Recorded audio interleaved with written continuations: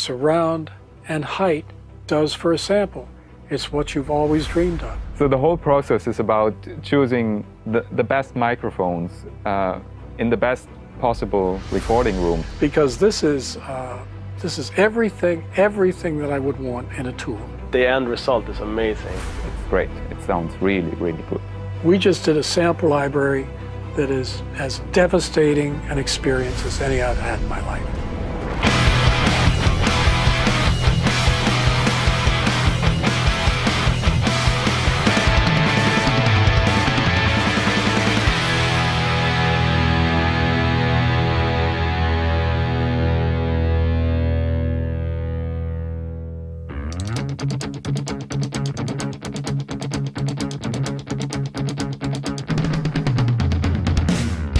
When we discussed to record the Superior 3 library, we had some names floating around, and one of those were George Massenburg. So I sent him an email and just asked him if he wanted to be on a project with us, not saying anything about what it was. And he answered immediately asking, yeah, sure, if it's Superior, I would love to work on a Superior product. So yeah, here we are at the Galaxy Studio recording with George. So I was introduced to Superior Drummer by Chuck Ainley. When Matthias asked me to consider doing a library, I immediately said yes, and then he said, and maybe we do it in surround, and I said, wow, yes. Of course, this is more than just a Superior product. This is actually the core library for Superior 3. We had all worked at Galaxy, and so we knew Galaxy as a place that had all the right ingredients. It had a beautiful studio, an incredible studio that itself is adjustable. You know, we can make it just the right ambience and still have this great diffusion in the large room. So it's the perfect environment, the perfect recording environment for recording drums, and especially for sampling drums, because it's sampling drums, you have to go very, very, very low in volume for the different strokes and articulations that you're going to record. And for that, it's really important that the room is very quiet and that you don't get disturbed by anything. Galaxy Studio is perfect for that because they actually separated all the rooms, which means that it's super quiet in between. When we got together to talk about the drums is when I got really excited, because that was my favorite kit that we started with, was the old Gretsch round badge. And that was my go-to kit for live sessions. So it really was an old friend, and that we could get that here was, you know, there were no negatives about recording in Europe, and no negatives about accessibility to instruments, musicians, or technology. You know, I can't really decide on if a drum is good by looking at a list. So, but hearing it in the studio, I can definitely decide, and it's great drums. So, of course, you know, the surround picking up the room, we have a kind of a mature idea of how to pick up drums. We've got a sense of how to keep the kick and snare dead center. I mean, it has to rock. You have to feel that punch. What Ed Cherney says, has to fill the speakers, George. You know, feel that punch. And so we have a great sense of keeping that center image in time, keep it aligned. Kick, snare, solid.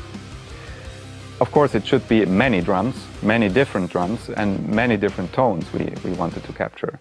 So we really made sure that we capture different types of woods, which give a certain sound, a very specific and unique sound.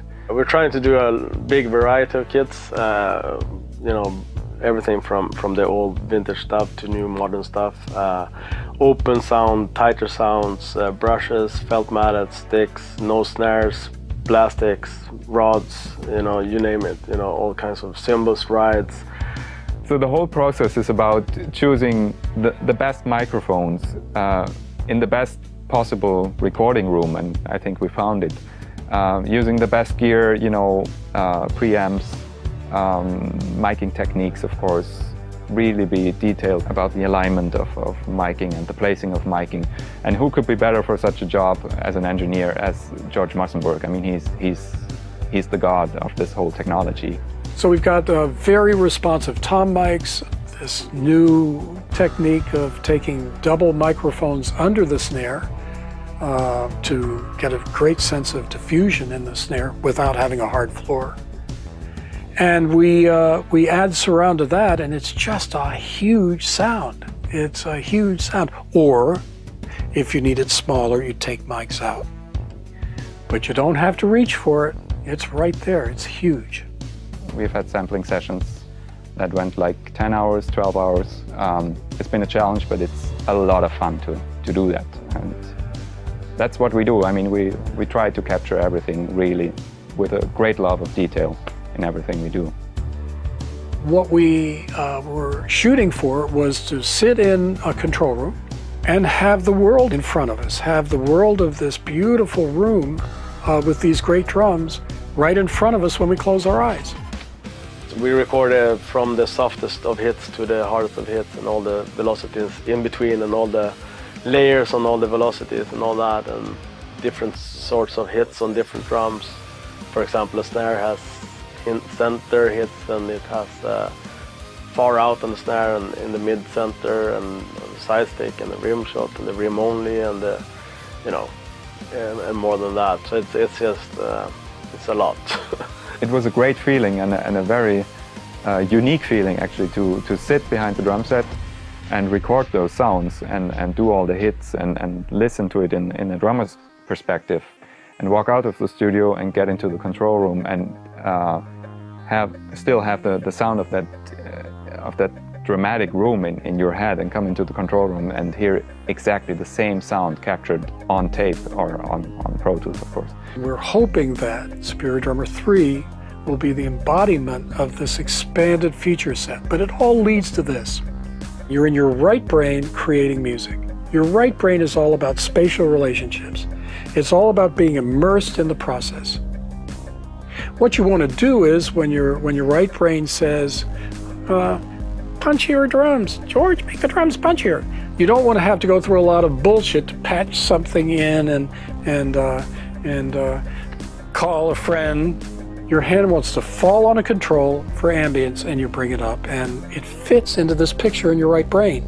Superior 3 is going to be amazing, and these sounds in particular that are actually recorded for Superior 3 with more articulations and other things in mind.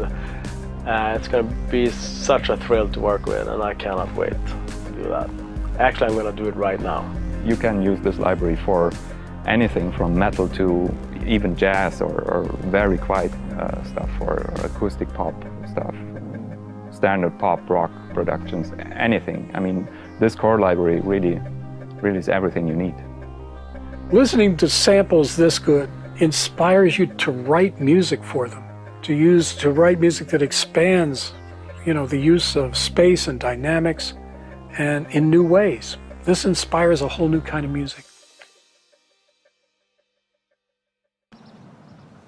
Here we are at Galaxy in Mol, Belgium, one of our favorite studios in the world, and a wonderful place for ambience, for a richly detailed, balanced ambience. It's a beautiful recording room and quiet. And we're working on the new Superior Drummer 3 core library. We're doing it in a technology that's never been used for sampling before. We think this is revolutionary. We're recording in not only surround, but height. So it's immersive, the new generation of immersive performance playback, of high resolution audio playback. We're working at 192 kilohertz, 32-bit for the geeks out there. And this is also very advanced for sampling. And when I say surround, we have our traditional, what's come to be known as a traditional 5.0 surround, 5 mics, but we're adding height channels, we're adding front height channels, and we're adding 4 channels of rear height. This can be played back in systems from stereo systems to 5/0 systems to 7/0 systems to 9 and 11 channel systems. And between that and the tight mics on the drums, it's an incredible experience. So a completely immersive presentation. And the other thing I mentioned was this very high sample rate, digital sample rate of 192 kilohertz. And it wouldn't be as effective if we didn't have microphones that were very wide range. So we're using Sanken CO100Ks as our main 5/0. This is a microphone that goes out to 90 kilohertz, and it's flat through 30, 40, 50 kilohertz. This is an awesome microphone. And what it gives you, among other things, at this high sample rate, is a tremendously detailed image of the room, a sense of the room, and localization. When we hear our drums in context of the room, we can pick out where every drum comes from.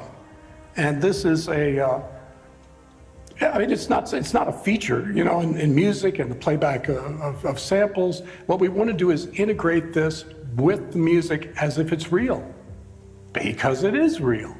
We're making it real. The CO100Ks are omnidirectional. We want maximum amount of ambience in the room. But for height, we're using directional mics, cardioid, specifically Shep's CMC6s with MK4 capsules. And that's our height channel. For the height, we need to reach a little bit above what we can get with the Omnis. For the very wide room, we're using shotguns. So the Sanken CS1Es are shots, and they're reaching into the back of the room to give us a little bit bigger expanse in the back. It's huge. As we move closer to the drums, you'll see layers of technology that we can deploy by choice in playback. And the whole idea is giving us a choice of a big room, or even we could take out the ambience and we have a smaller room. As we get close to the drums, we can change, we can use these different technologies to get different timbres on the instruments.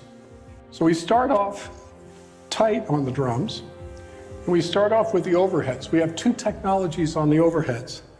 We have an extremely linear cardioid, which is a Sanken CU44X.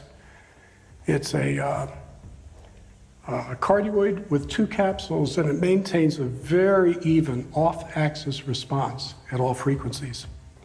We're also using the Beyer M201, which is a dynamic. I don't understand how it's so good, but it's just amazing as a drum overhead, and that gives you a punchier sound. The Sankens would be a more formal picture of the overheads. The 201s would be a little bit more rock and roll. We have two technologies moving back. We have AEA ribbons. These are R84s. They're bidirectional. They're set in XY. We've gone to great lengths to find a proper position where the image from the snare and the kick are centered. Same thing moving back, looking at the Erlund. These are EHR-Ts. They're microphones that are adjustable. They have a separate rear and front output, and they're kind of set to loose cardioid. And these mics pick up a little bit of ambience and a good centered, an integrated centered picture of the drums. And we went to great lengths to center each drum so that it plays back as a linear presentation, if you will, a balanced presentation. The kick mic is a Sennheiser E902E, very punchy and right up against the front head. Also using our favorite kick mic as a mic outside the drum, a U47 FET, and a Yamaha sub bass. Each gives you a slightly different impression of a kick. Each fills in another's I don't want to say failings, but the gap in the other microphones. This is a balanced presentation of a kick, and the effect is to make it bigger. The snare drum, we're doing something new. We have a traditional dynamic on the top, which is an old Sennheiser MD431. I've used this for 30 years, 40 years. But underneath the snare drum, we're doing something a little different. We have a stereo pickup. These are two modified KM84s. They're modified for very low gain because it's very loud under there. And it's also a modification that extends the frequency response. The effect of this is to have a snare that you can get very tight into, maybe without any ambience, and have something with great width and saturation. The snares are even more dense for having two pickups. We add to that another KM84 hi-hat mic, and Norman has been so kind as to really center his playing so we can get it exactly where we want for a cool hi-hat sound. And we're adding Erland tom-tom mics on the top toms. These guys have perfect sensitivity and balance. They can accept extremely high levels, and they're very linear in the low end.